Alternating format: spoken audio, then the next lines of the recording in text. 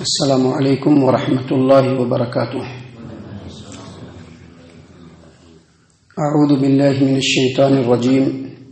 بسم اللہ الرحمن الرحیم۔ وآتوا النساء صدقاتهن نحلة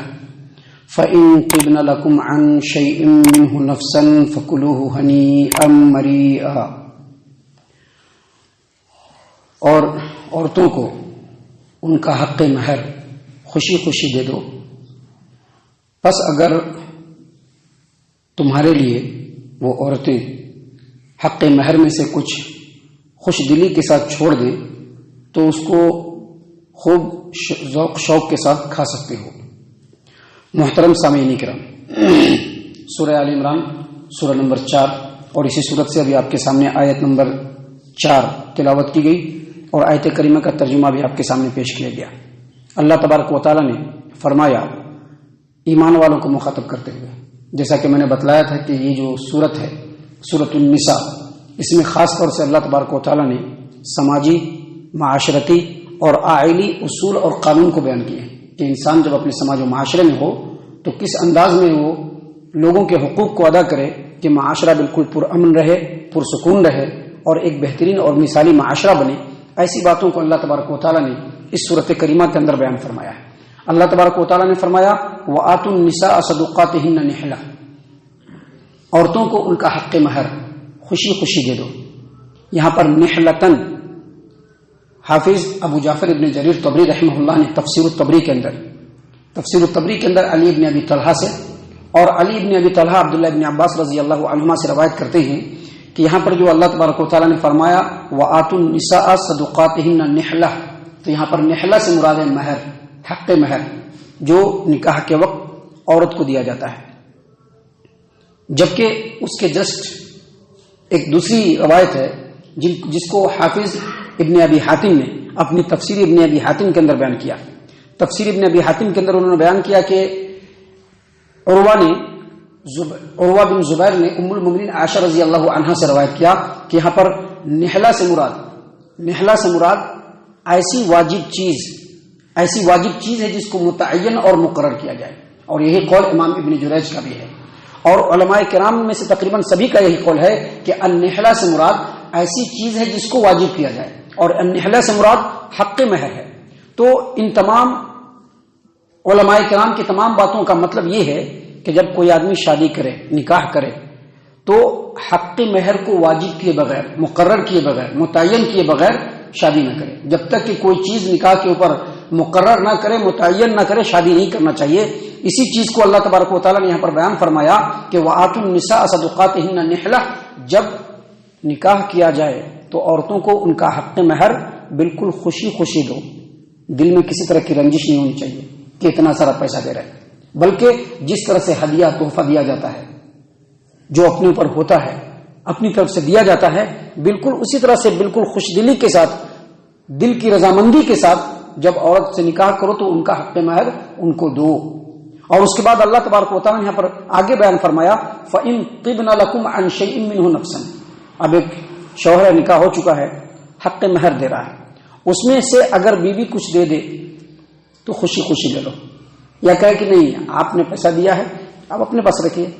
ہم نے لے لیا سمجھ لیجیے، تو اس کو خوشی خوشی لے لو اور اس میں سے ذوق و شوق کے ساتھ کھا سکتے ہو، کوئی حرج کی بات نہیں، لیکن ان کا حق مہر ان کو دینا ہے۔ محترم سامعین کرام، حق مہر کے تعلق سے ہمارے سماج و معاشرے میں بہت ہی زیادہ افراط و تفریط ہے۔ کہیں پر بہت زیادہ حق مہر جان بوجھ کر کے مقرر کیا جاتا ہے، کہیں پر لوگ بالکل ہی کم سے کم حق مہر ادا کرنے کی کوشش کرتے ہیں، کہیں پر حق مہر تو مقرر ہو جاتا ہے لیکن اس کو ادا نہیں کیا جاتا ہے، بعد میں چل کر کے اپنی بیوی سے معاف کروایا جاتا ہے۔ تو یہ ساری کی ساری چیزیں سماج و معاشرے کے اندر جو ہو رہی ہیں یہ شریعت کی روح سے بالکل صحیح نہیں۔ سب سے پہلے یہ سمجھ لیجئے کہ حق مہر کتنا دے سکتا ہے یا کتنا دینا چاہیے، تو اس سلسلے میں شریعت کے دلیلوں کی روشنی میں یہ بات بالکل واضح ہے کہ مرد اپنی کمائی میں سے جتنا چاہے تو پورا خزانہ دے دے اور چاہے تو کم سے کم بھی مقرر کر سکتا ہے۔ شرط یہ ہے کہ طرفین کی رضامندی ہونی چاہیے، دونوں طرف کے لوگوں کی رضامندی ہونی چاہیے، یعنی بیوی بھی راضی ہونی چاہیے، جن سے نکاح ہو رہا ہے عورت وہ بھی راضی ہونا چاہیے،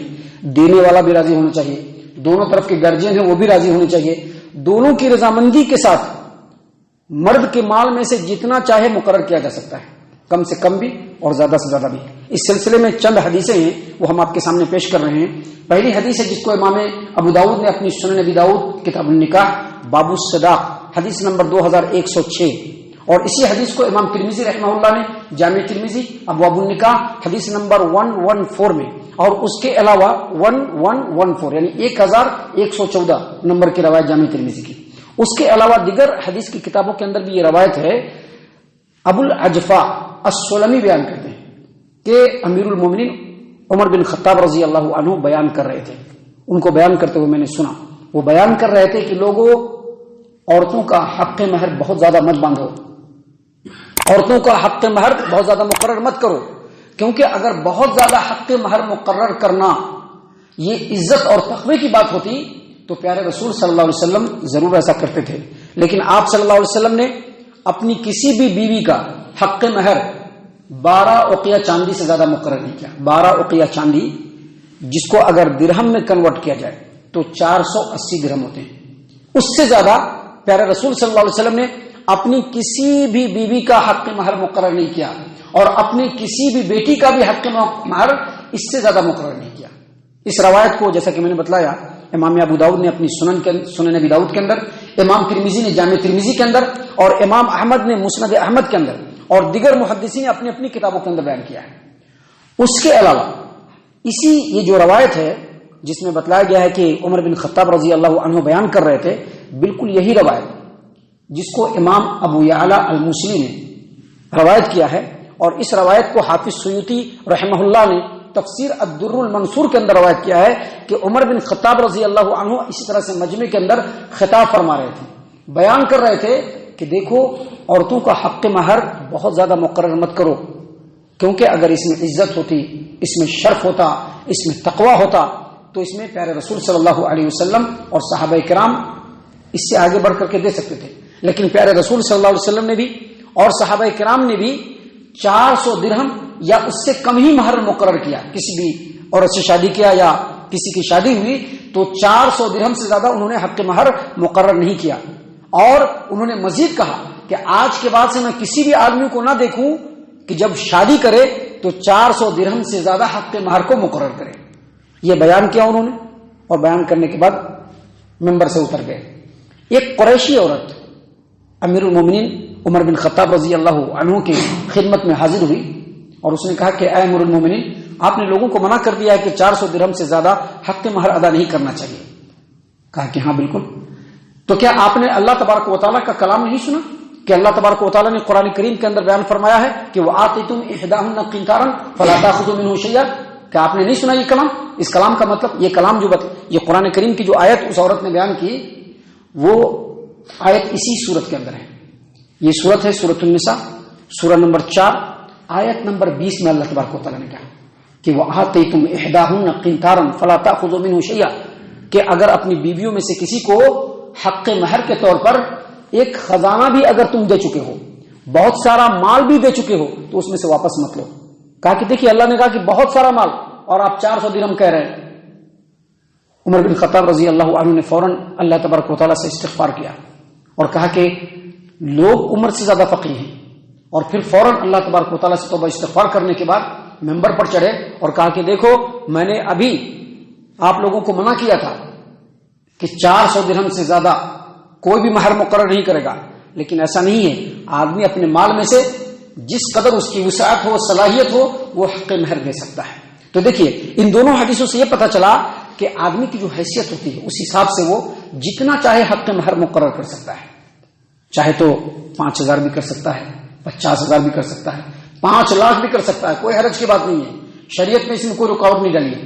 اور کم سے کم بھی حق مہر مقرر ہو سکتا ہے، کم سے کم بھی۔ جیسا کہ ایک حدیث ہے کہ ایک عورت پیارے رسول صلی اللہ علیہ وسلم کی خدمت میں حاضر ہوئی، آپ صلی اللہ علیہ وسلم صحابہ کرام کے ساتھ بیٹھے ہوئے تھے، اس نے کہا کہ اللہ کے رسول صلی اللہ علیہ وسلم میں اپنے آپ کو آپ کے لیے وقف کرتی ہوں، یعنی اپنے آپ کو ہبہ کرتی ہوں آپ کے لیے۔ اللہ کے رسول صلی اللہ علیہ وسلم خاموش رہے۔ صحابہ کرام نے جان لیا کہ اللہ کے رسول صلی اللہ علیہ وسلم کو حاجت اور ضرورت نہیں ہے، تو ایک صحابی کھڑے ہوئے اور کہا کہ اللہ کے رسول صلی اللہ علیہ وسلم اگر آپ کو حاجت نہیں ہے تو مجھ کو اجازت دے دیجئے، میں ان سے نکاح کر لیتا ہوں۔ نبی صلی اللہ علیہ وسلم نے کہا کہ تمہارے پاس مہر ادا کرنے کے لیے کچھ ہے؟ تو کہا کہ ایک ہی چادر ہے میرے پاس. تو کہا کہ اس چادر کو تم اپنے پاس رکھو گے کہ ان کو دو گے؟ دیکھو کچھ اور بھی تلاش کرو. اگر ایک لوہے کی انگوٹھی بھی ہو تمہارے گھر کے اندر، اس کو لے کر کے آؤ، اس پر نکاح کرا دیں گے. وہ گئے اور تلاش کر کے آئے. کہا کچھ بھی نہیں ہے نبی صلی اللہ علیہ وسلم. کہا کہ قرآن کریم یاد ہے؟ تو کہا کہ ہاں فلاں صورت یاد ہے، فلاں صورت یاد ہے، فلاں صورت یاد ہے. تو ان صورتوں کو یاد کرانا ہے تم کو، اس خاتون کو. اسی کو مہر مقرر کر کر کے میں تمہاری شادی اس سے کراتا ہوں. تو اسے کیا پتہ چلا کہ زیادہ سے زیادہ حق مہر بھی دیا جا سکتا ہے، کم سے کم بھی دیا جا سکتا ہے. مرد کی مالی حیثیت کو بھی دیکھا جائے گا، اس کی حیثیت کے حساب سے کم بھی حق مہر مقرر ہو سکتا ہے. دونوں طرف کی رضامندی ہونی چاہیے، دونوں طرف انڈرسٹینڈنگ ہونی چاہیے، ایک دوسرے کو سمجھ کر کے حق مہر کو ادا کرنا چاہیے، کیونکہ وہ عورت کا حق ہے اور یہ واجب ہے.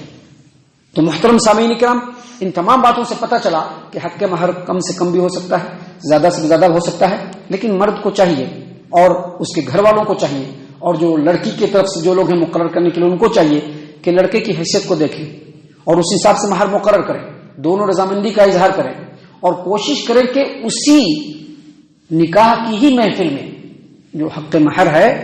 وہ لڑکی کے ولی کو دے دیا جائے. اور لڑکی کے ولی کو بھی چاہیے کہ وہ حق مہر جا کر کے اپنی بیٹی کو دے دے، کیونکہ وہ ان کا حق ہے، وہ دوسروں کا حق نہیں ہے، وہ دوسرے کا حق نہیں ہے. مہر آتا ہے فوراً باپ رکھ لیتا ہے میرا ہے، نہیں، وہ ان کا حق ہے، آپ ان کو دے دیجیے. تو اس طرح سے ہونا چاہیے. اگر بعد میں دینا ہے اس میں بھی کوئی حرج کی بات نہیں ہے، لیکن دینے کا ارادہ ہونا چاہیے. یہ نہیں کہ مہر مقرر ہو گیا چلو دیں گے نہیں دیں گے بعد میں معاف کروا لیں گے، یہ سب انٹینشن نہیں ہونا چاہیے.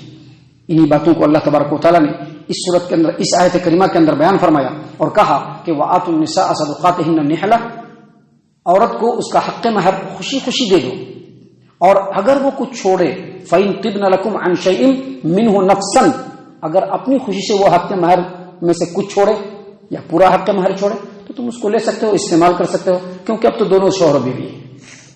محترم سامعین کرام، آگے اس صورت کریمہ میں اور بھی بہت ساری باتیں ہیں جو اللہ تبارک و تعالیٰ نے سماج و معاشرے کی اصلاح کے لیے اصول اور قانون کے طور پر نازل فرمائے ہیں، جو انشاءاللہ اللہ تبارک و تعالیٰ کی اجازت اور توفیق سے کل اور کل کے بعد کے درسوں میں ہم آپ کے سامنے پیش کرنے والے ہیں. اللہ تبارک و تعالیٰ سے دعا ہے کہ اللہ تبارک و تعالیٰ ہم تمام کو ان تمام باتوں کے اوپر خوب غور و فکر اور تدبر کرنے کے ساتھ ساتھ ان باتوں کے اوپر عمل کرنے کی توفیق عنایت فرمائے، آمین. اللہ تعالیٰ ہم تمام کو صحیح معنوں میں پکا سچا مومن مسلمان بنائے، اللہ اور اس کے رسول صلی اللہ علیہ وسلم کی اطاعت و فرما برداری کرنے والا بنائے، صحابہ کرام رضی اللہ عنہم کے طریقے پر چلنے والا بنائے، جنت الفردوس میں جگہ عطا فرمائے. اے اللہ ہم تمام کو جہنم سے پناہ دے، اے رب العالمین ہم تمام کو جہنم سے پناہ دے، اے مالک الملک ہم تمام کو جہنم سے پناہ دے، آمین یا رب العالمین. وما علینا الا البلاغ المبین.